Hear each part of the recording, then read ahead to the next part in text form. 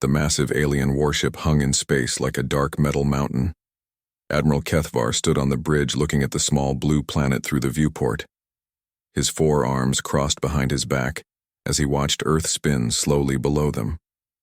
The Zephyrian Empire had destroyed many worlds before this one. Earth would be no different. Behind him, his officers worked at their stations. The bridge hummed with quiet activity as they prepared for another easy conquest. Commander Zixandra approached him with a data pad in her clawed hands. She was his most trusted officer and had been with him through 12 successful invasions. The planet's population is 8 billion beings, she reported. They call themselves humans. Our scouts confirm they have basic space travel, but nothing that could threaten our fleet. They have no energy shields, no plasma weapons, and no faster-than-light combat ships. Kethvar nodded slowly. What of their response to our demands? They asked for more time to consider surrender. Typical primitive behavior. They still believe they have choices in this matter. The Admiral turned from the viewport. His red eyes gleamed in the dim light of the bridge. The Zephyrian Empire had grown strong by taking what it wanted from weaker species. Earth would surrender or burn like all the others. Far below on Earth, President Jonathan Hayes sat in a secure room deep beneath the White House. Around the table sat his most trusted advisors. General Patricia Moore spread holographic star charts across the surface. Dr. Alex Turner adjusted his glasses as he studied readings from deep space sensors. The alien fleet numbers 200 ships, General Moore reported. Each vessel is larger than anything we have ever built. Their weapons could destroy entire cities with single shots. President Hayes looked tired. He had not slept well since the aliens arrived 3 days ago. The weight of 8 billion lives pressed down on his shoulders like a mountain. What do our scientists say about their technology? Dr. Turner cleared his throat. Their ships use plasma-based weapons and some form of faster-than-light drive we don't fully understand. By all conventional measurements, they outclass us completely.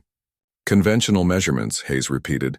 But we are not using conventional defenses, are we? The room fell silent. Everyone present knew about the Phantom Project. But even now it seemed impossible to believe. 20 years of secret development had led to this moment. Humanity's greatest minds had worked in hidden facilities to create something the aliens could never expect. Captain Lisa Brooks entered the room carrying a sealed briefcase. She was young for such responsibility, but had proven herself brilliant in the new field of quantum warfare. Mr. President, the final preparations are complete. All field generators are in position throughout the solar system. Hayes stood and walked to the secure communications panel. His finger hovered over the transmission button. Once he sent this message, there would be no turning back. Earth would either survive or face complete destruction. Send our response to the alien admiral, he ordered. The message was simple and direct. Earth's ambassador to the Zephyrian Empire had crafted it carefully. Every word had been chosen to convey strength without revealing capability. Admiral Kethvar of the Zephyrian Empire, this is humanity's final warning. Withdraw your forces from our solar system within 72 hours or face the consequences of your actions. We have tried diplomacy. We have offered peaceful coexistence. You have chosen aggression. The choice of what happens next is now yours alone. Choose wisely. When the message reached the alien flagship, the bridge erupted in laughter. Commander Zixandra read it aloud twice while the crew laughed even harder. Some officers had to wipe tears from their multiple eyes. They warn us, Kethvar said with amusement. These surface dwellers who barely comprehend the basics of energy manipulation dare to threaten the Zephyrian Empire? Perhaps they hope to frighten us with brave words, suggested his weapons officer.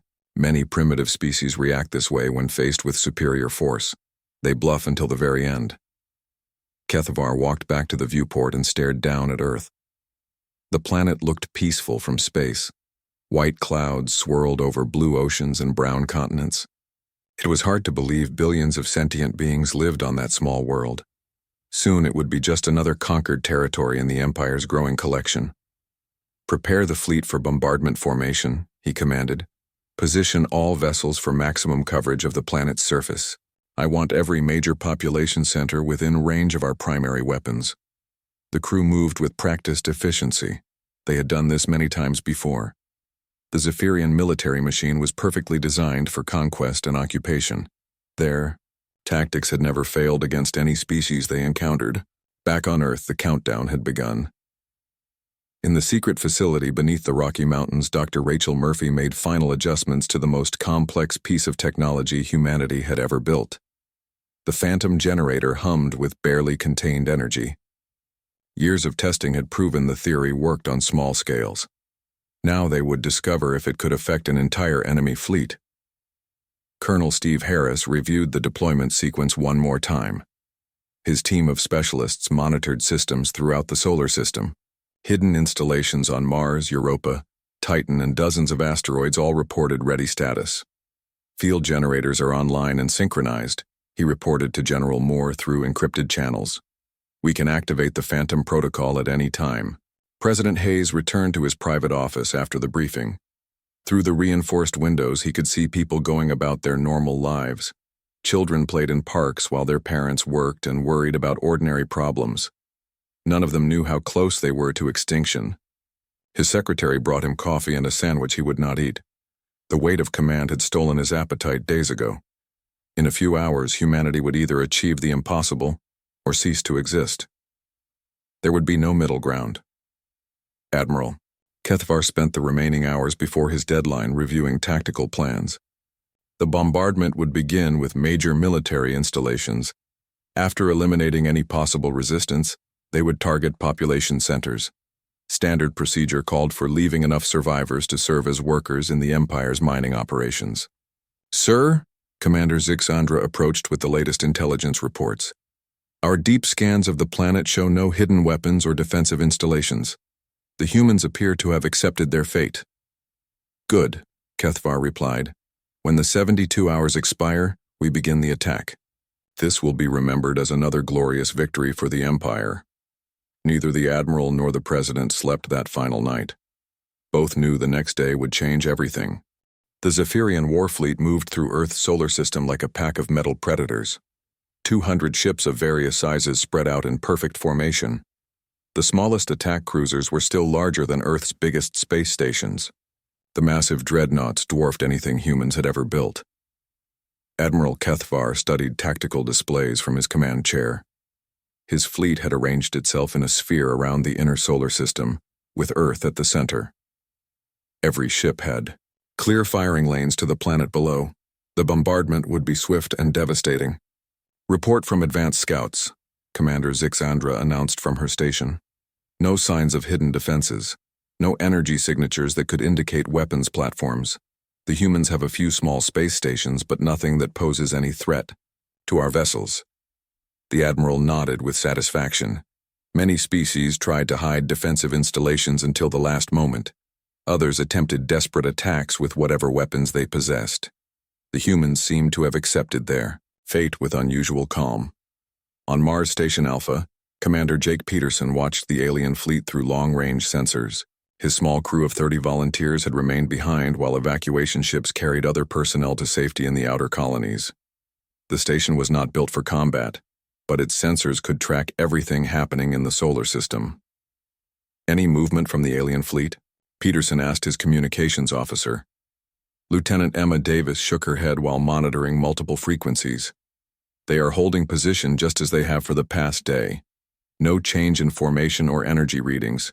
Still maintaining radio silence with us. Peterson looked out through the station's main viewport. Mars looked red and lonely beneath them. Earth was just a small blue dot in the distance, barely visible without magnification.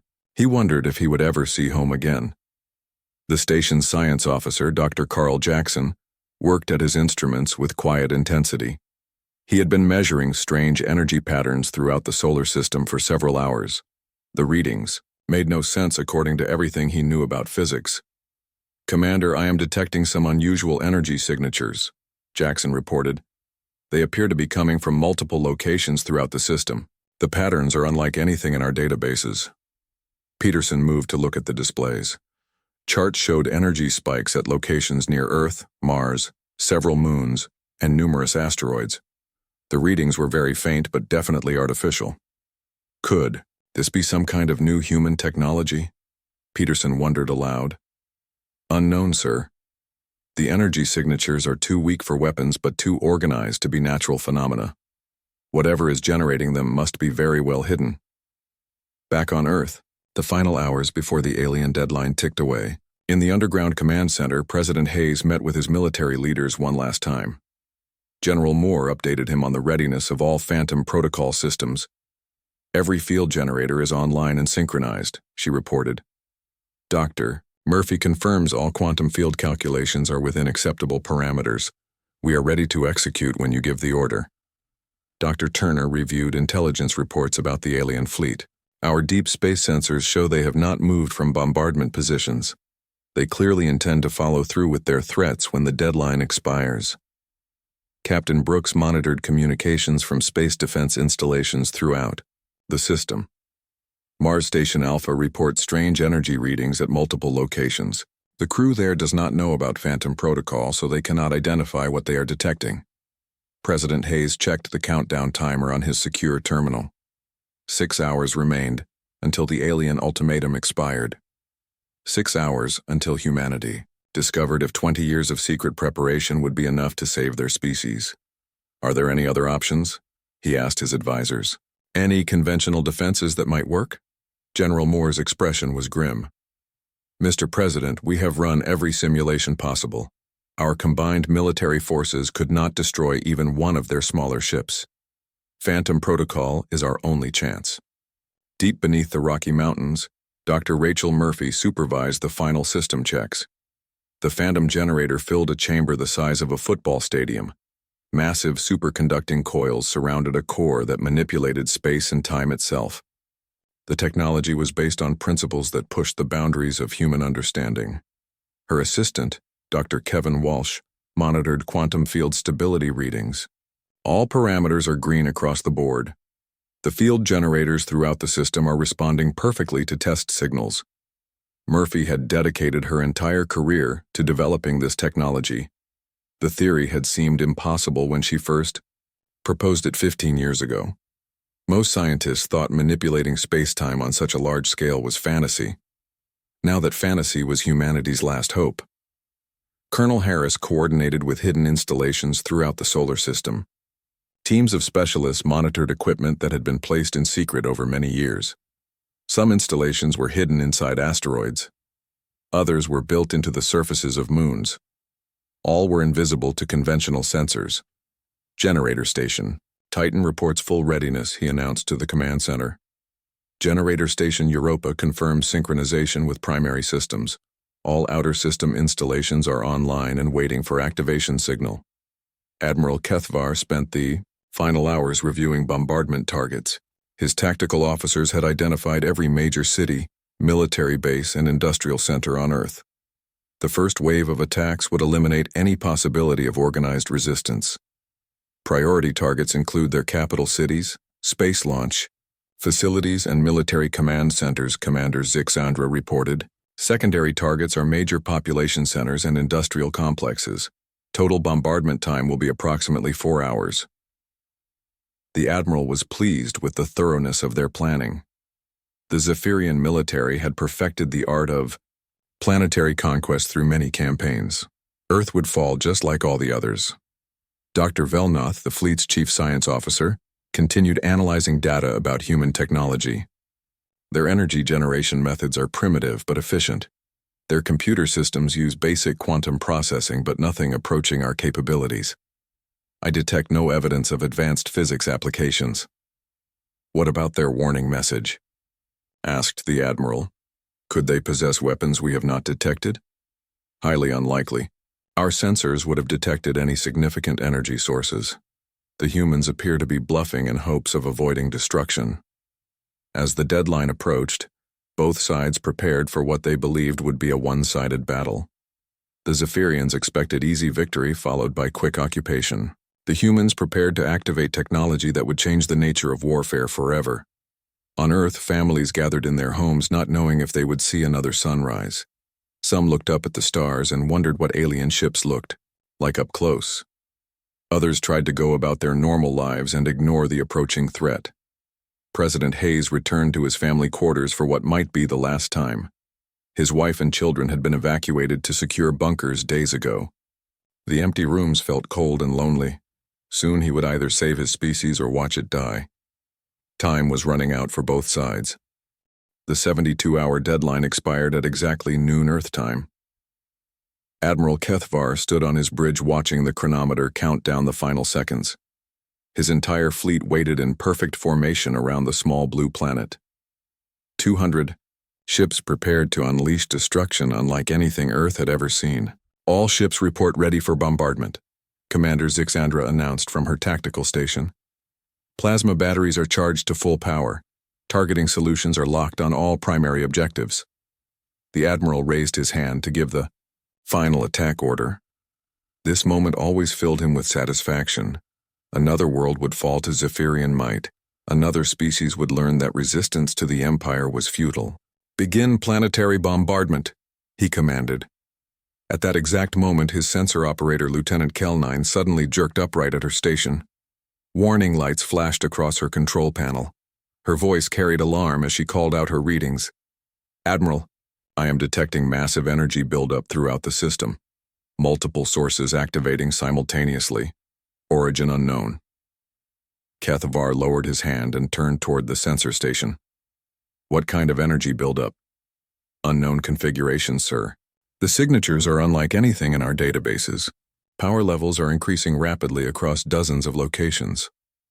On Earth, President Hayes stood in the underground command center surrounded by his military advisors. Before them, massive displays showed the positions of every alien ship in the fleet. Hayes lifted his secure communication device and spoke the words that would change history. "Phantom protocol is authorized. Execute immediately." Dr. Murphy's fingers moved across her control systems with practiced precision. The Phantom generator began its activation sequence. Throughout the solar system, hidden installations responded to her commands. Energy that had been building for hours suddenly reached critical levels. "Field generators online," she announced to the command center. "Quantum displacement matrix activating. All personnel, prepare for Phantom activation in 10 seconds. The technology humanity had developed was beyond anything the Zephyrians had encountered. While the aliens had mastered plasma weapons and faster-than-light travel, they had never seen space and time manipulated on such a massive scale. Humanity had learned to bend reality itself. As the Phantom field activated, the universe seemed to shimmer around the alien fleet. Space itself rippled like water disturbed by a stone. Admiral Kethvar felt strange disorientation wash over him. The familiar stars outside his viewports flickered and wavered. "What is happening to our ships?" he demanded, but his crew was equally confused. Bridge officers stared at instruments that showed impossible readings. The laws of physics seemed to be changing around them. Commander Zixandra tried to maintain her composure, but fear crept into her voice. "Sir, I cannot establish communication with ships beyond 50 kilometers. All vessels in the outer formation have stopped responding to our signals." From space, the effect was exactly as humanity had planned. The Zephyrian fleet found itself trapped in a parallel dimension that existed alongside normal space. They could still see Earth below them, but something fundamental had changed. The planet seemed slightly out of focus, as if viewed through disturbed water. The quantum phase technology worked by creating a pocket dimension that mirrored normal space, but remained completely isolated from the rest of the universe. The alien ships were now trapped in a prison made of twisted space and time itself. Dr. Murphy monitored the field stability from her control station. "Phantom field is holding steady at optimal parameters. All alien vessels have been successfully phase shifted into parallel dimensional space." Colonel Harris coordinated with installations throughout the system. Generator stations report stable field maintenance. The alien fleet is completely isolated from normal space, but remains intact within the pocket dimension. President Hayes watched displays that showed the alien ships still visible but now harmless. They could fire their weapons and maneuver their ships, but nothing they did could affect normal space. Earth was safe behind an invisible barrier of bent reality. Admiral Kethvar quickly realized something terrible had happened to his fleet. Attempts to contact the outer squadrons failed completely. His ships could see each other but seemed to exist in a strange bubble separated from the rest of the universe. Dr. Velnoth, report, he ordered his science officer. The scientist worked frantically at his instruments. Admiral, our engines function normally, but we cannot access hyperspace. It appears the fabric of space-time has been altered around our entire fleet.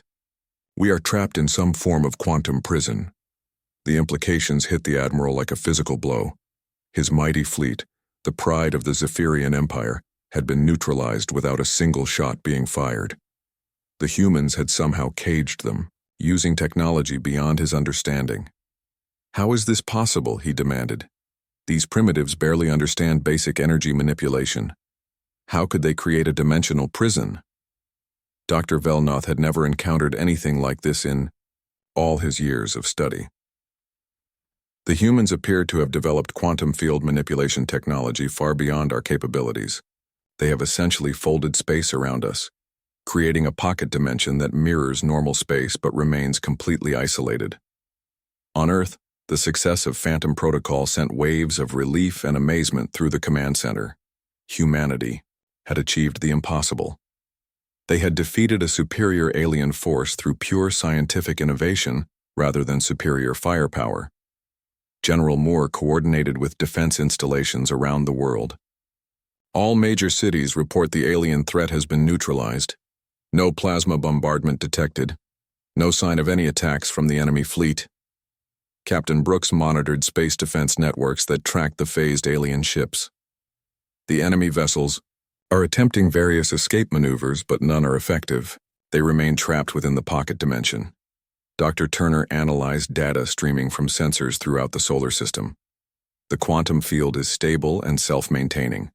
As long as our generator network remains operational, the alien fleet will remain isolated from normal space. The true genius of humanity's trap became clear as the hours passed. The Zephyrians were not just imprisoned, they were being studied. Every conversation on their ships was monitored and recorded. Every piece of technology was scanned and analyzed. Earth's intelligence services learned more about alien capabilities in one day than they had hoped to discover in decades. Admiral Kethvar called an emergency meeting of his senior officers. The conference room aboard his flagship felt smaller, somehow as if the walls were closing in. His commanders looked confused and frightened. How do we escape this prison? He asked directly. Captain Rix Allen of the dreadnought Worldbreaker had no answers. Our weapons cannot penetrate whatever barrier surrounds us. Our engines function but cannot move us beyond this strange space. Commander Zixandra reviewed tactical options. We have attempted ramming attacks, concentrated plasma bombardment, and even antimatter detonations. Nothing affects the boundary of our confinement. Dr. Velnoth had spent hours analyzing their situation. The quantum field that imprisons us appears to be generated from multiple sources throughout this solar system. The humans have created a network of field generators that work together to maintain our isolation. The Admiral felt his confidence crumbling for the first time in his military career. The Zephyrian Empire had conquered 17 star systems through superior technology and overwhelming force. Now they faced an enemy that had simply made them disappear. Can we locate and destroy these field generators? He asked. Unknown, sir. They appear to be hidden throughout the system and protected by the same quantum effects that imprison us. We cannot affect anything in normal space from our current position. As night fell on Earth, President Hayes addressed the world through emergency broadcasts. He stood before cameras knowing that billions of people waited to hear if their planet had been saved. My fellow humans, the alien threat has been neutralized through the activation of defensive systems developed in secret over the past 20 years. The hostile fleet remains isolated and unable to harm our world. Earth is safe. Days passed in the quantum prison, and Admiral Kethvar's situation grew more desperate with each passing hour. His mighty fleet remained trapped in the pocket dimension, unable to escape or even communicate with the Zephyrian Empire. The humans had created a perfect cage using technology that seemed impossible. Dr. Velnoth worked without rest in his science laboratory, trying to understand their imprisonment. His instruments detected the quantum field that surrounded them but could not determine how to break through it. Every test yielded the same result. They were completely cut off from normal space. "The field appears to be maintained by multiple generators," he reported to the Admiral during their daily briefing. "Our sensors detect at least 50 separate sources throughout this solar system. Each generator contributes to the overall field stability." Kethvar paced the length of his bridge like a caged predator. His officers watched him with growing concern. The Admiral had led them through many successful campaigns, but this situation was beyond anything they had ever faced. "What about our weapons?" he demanded. "Can we overload their field generators with concentrated bombardment?" Commander Zixandra had already tested every weapon in their arsenal. "Our plasma cannons fire normally within the pocket dimension, but the energy cannot penetrate into normal space. The barrier works both ways, sir. Nothing we do can affect the outside universe." On Earth, the success of Phantom Protocol had given humanity time to study their captive enemies. Dr. Turner coordinated intelligence-gathering operations from the underground command center. Hidden sensors monitored every conversation aboard the alien ships. "We are learning incredible amounts about Zephyrian technology," he reported to President Hayes. "Their faster-than-light drives, plasma weapons, and shield systems are all based on principles we can understand and potentially replicate." Captain Brooks oversaw the technical analysis teams that studied alien ship designs. Their vessels are powerful, but built using conventional physics. They have no defense against quantum field manipulation, because they never developed that branch of science. The irony was not lost on humanity's leaders. The aliens possessed superior conventional weapons, but had never imagined the possibilities that quantum physics offered. Earth scientists had taken a different path and discovered ways to manipulate reality itself. General Moore coordinated with defense installations throughout the solar system. All Phantom generators remained stable and operational. The alien fleet shows no signs of being able to escape their confinement. Admiral Kethvar called another meeting of his senior commanders. The conference room felt even smaller than before. His officers looked tired and defeated. The psychological pressure of imprisonment was taking its toll on the entire fleet. Captain Rix Allen of the Worldbreakers spoke first. "Admiral, my crew is growing restless. They do not understand how these primitives could cage our entire fleet. Morale is dropping throughout the squadron. Similar reports came from other ship commanders. The Zephyrian military was trained for conquest and victory. They had no experience dealing with defeat, especially defeat at the hands of a supposedly inferior species. How long can we maintain life support?" Kethvar asked his engineering officer. "At current consumption rates, approximately 6 months, sir. However, crew efficiency will decline significantly as psychological stress increases." Dr. Velnoth had discovered something troubling during his continued analysis. "Admiral, I believe the humans are monitoring our communications. The quantum field that imprisons us may also be allowing them to observe everything we do and say." The revelation sent chills through the assembled officers. If the humans could monitor them, then Earth's forces were learning all of their military secrets, tactical procedures, and technological capabilities. The imprisonment was also serving as an intelligence operation. Commander Zixandra reviewed their options with growing desperation. "We have attempted every escape method in our tactical database. Ramming attacks fail to penetrate the barrier. Weapons fire cannot reach normal space. Our faster-than-light drives cannot engage while within the quantum field." On Earth, President Hayes met with his scientific advisors to discuss long-term implications of their success. The Phantom Protocol had worked perfectly, but now they faced new questions about what to do with their captive enemies. "The alien fleet represents a significant intelligence opportunity," Dr. Turner explained. "We are documenting their entire technological base and military organization. This information could prove invaluable if other hostile species threaten Earth in the future." Dr. Murphy monitored the quantum field generators from her control center. "The Phantom network is operating within all safety parameters. We can maintain the pocket dimension indefinitely as long as the generator network remains powered." Colonel Harris coordinated security for the hidden installations. All generator sites remain secure and concealed. The aliens have no knowledge of their locations and cannot reach them from within the pocket dimension. The strategic situation had completely reversed.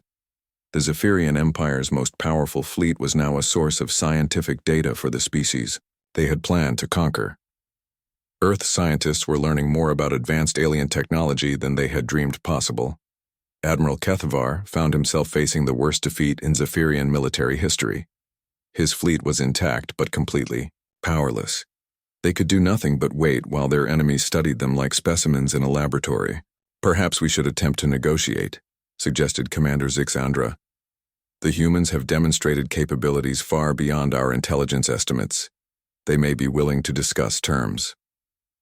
The Admiral's pride rebelled against the idea of negotiating with primitives, but logic told him they had few other options. His fleet was trapped and helpless. The humans held all the advantages. Dr. Velnoth had made another disturbing discovery. "Admiral, our computer networks appear to have been compromised. I am detecting unauthorized data transfers from our main databases. The humans are somehow accessing our stored information." The violation was complete. Not only were the aliens imprisoned, but their secrets were being stolen. Every star chart, every tactical manual, every piece of classified information was flowing to Earth's intelligence services. Captain Brooks coordinated the data extraction operation from her command post. "We now have complete schematics for Zephyrian, ship designs, detailed maps of their territory, and full documentation of their military capabilities. This represents the greatest intelligence windfall in human history." President Hayes reviewed the incoming data with amazement. The Zephyrian Empire controlled dozens of star systems and possessed technology that could advance human civilization by centuries. All of this knowledge was now available for study and development.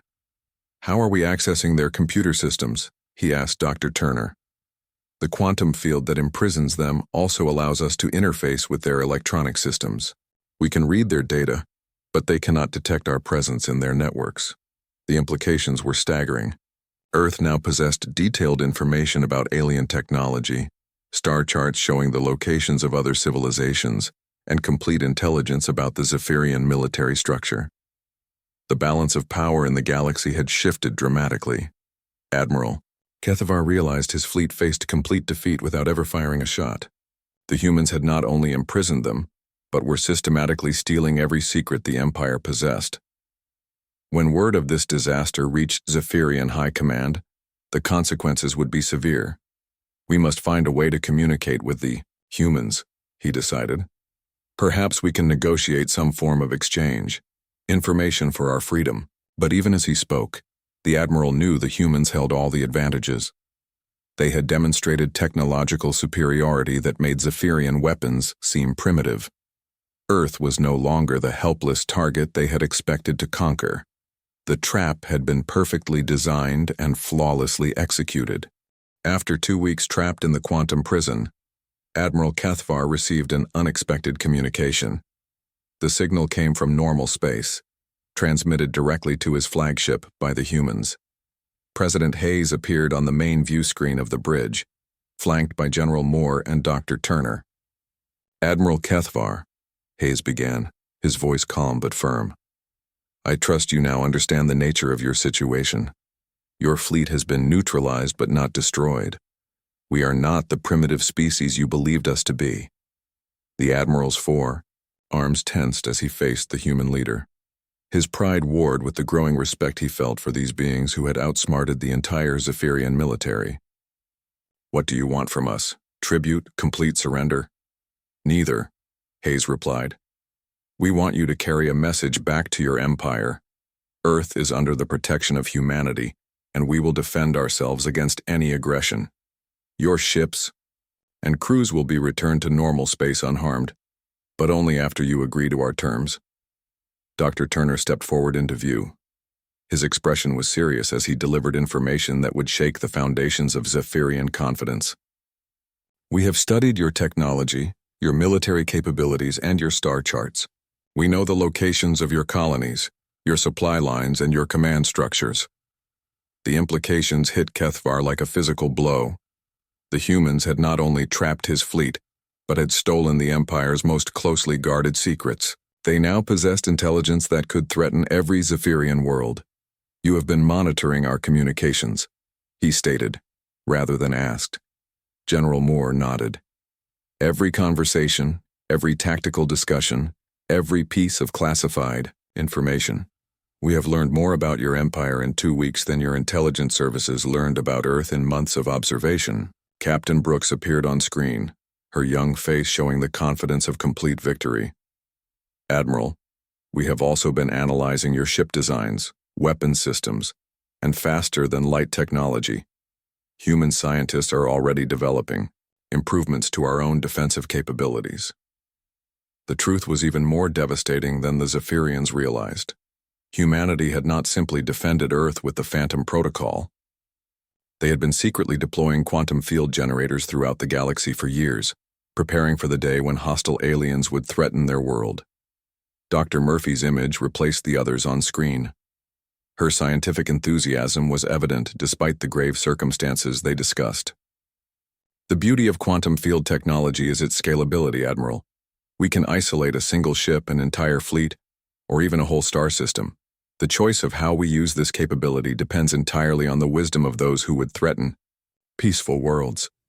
Kethvar felt the ground shifting beneath his feet as he realized the full scope of human preparation.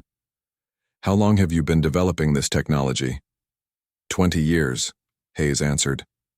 We began the Phantom Project when our deep space sensors first detected signs of aggressive alien expansion in nearby star systems. We knew this day would come eventually. Commander Zix Andra listened to the exchange with growing horror. The humans had been preparing for contact with hostile aliens for decades. Everything the Zephyrians thought they knew about this species was completely wrong. Dr. Turner delivered the next revelation that would change everything. For the past 10 years, human exploration ships have been secretly mapping the galaxy and establishing monitoring stations. We have placed phantom generators at strategic locations throughout Zephyrian space. The Admiral's worst fears were confirmed. Earth's forces had not only defended their home system, but had positioned weapons throughout the galaxy. They could strike anywhere without warning. Admiral, Hayes continued, your empire expanded through intimidation and superior firepower. Now you face an enemy that can make entire fleets disappear without firing a shot. How do you think your other potential victims will react when word of this spreads? Captain Brooks provided the final, crushing details. We have identified over 50 strategic locations within Zephyrian territory where phantom generators have been installed. Every major hyperspace route, every important star system, every critical supply depot is now within range of our quantum field technology. The revelation transformed the strategic balance of the entire galaxy. The Zephyrian Empire's military advantage had been neutralized by an enemy they had dismissed as primitives. Worse still, humanity now possessed the ability to project force anywhere in known space. Dr. Murphy appeared on screen again, her expression mixing scientific pride with grim determination. Each generator network can create pocket dimensions large enough to contain multiple star systems. We can isolate entire sectors of space from the rest of the universe. Admiral Kethvar found himself in an impossible position. His mighty fleet, the pride of the Zephyrian Empire, had become a demonstration of humanity's power. The species they had planned to conquer now held the fate of the Empire in their hands. What are your terms? He asked, his voice barely concealing his defeat. President Hayes leaned forward slightly. Your fleet will be returned to normal space at the edge of our solar system. You will carry our message to your leaders. Earth offers friendship to those who come in peace, but swift retribution to those who would do us harm. General Moore added the military details. Any aggressive action by your empire against Earth, or our allies, will result in entire fleets vanishing just as yours did. We have the capability to isolate any star system in Zephyrian space within hours. The psychological impact was even greater than the physical demonstration. The Zephyrians had built their empire on the belief that superior firepower guaranteed victory. Now they faced an enemy that could simply erase their forces from existence. Dr. Turner provided the scientific explanation that made their defeat complete. Quantum field manipulation allows us to move beyond conventional warfare, Admiral. While you developed bigger guns and stronger shields, we learned to rewrite the rules of physics themselves. Captain Brooks delivered the final strategic assessment. Your empire's expansion depended on fear and overwhelming force. Those advantages no longer exist. Every species you have conquered now knows that Earth can protect them from Zephyrian aggression. The communication continued for another hour, as human leaders explained the new reality to their captive enemies. The Zephyrian Empire's age of easy conquest was over. They now faced a species that could defend not only Earth, but potentially every world in the galaxy. When the transmission ended, Admiral Kethvar sat in stunned silence on his bridge. His officers stared at him with expressions of shock and disbelief. The universe they thought they understood had changed completely. Commander Zixandra was the first to speak. "Admiral, how do we report this to High Command? How do we explain that our most powerful fleet was defeated without firing a single shot?" Dr. Velnoth had been analyzing the human statements throughout the conversation. The implications are staggering. If they possess the capability to isolate star systems, they could cripple our entire empire without conventional warfare. Hours later, the phantom field began to deactivate. Reality shimmered around the Zephyrian fleet as they were returned to normal space. Admiral Kethvar found his ship suddenly free at the edge of Earth's solar system, exactly as the humans had promised. Looking back at the small blue planet, he realized that humanity had not simply defended themselves. They had announced their emergence as the galaxy's dominant power. The final warning had indeed been ignored, but the consequences were far different than anyone had anticipated. The message was clear. Those who threatened Earth would simply vanish without a trace. The age of human expansion into the galaxy had begun, and it would be built on principles the Zephyrians had never imagined. Defensive superiority so absolute that aggression itself became impossible. As his fleet began the long journey home, Admiral Kethvar knew he carried news that would shake the foundation of the Empire. Earth was no longer a target for conquest. Humanity had become the hunter, and the galaxy would never be the same.